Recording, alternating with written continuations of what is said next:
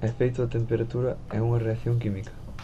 Preencher un copo con auga quente e outra coa mesma cantidade de auga fría.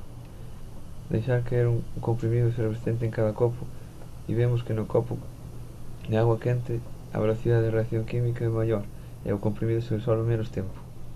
Aumentando a temperatura, aumenta a velocidade das moléculas do reagente, aumenta o número de colisións, por tanto, aumenta a velocidade de reacción química.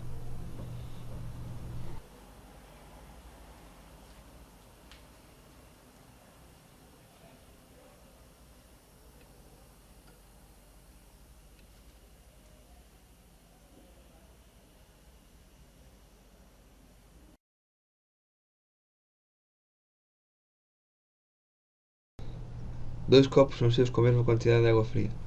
Esmagamos un comprimido efervescente e o deixamos caer dentro dun copo, e outro comprimido noutro.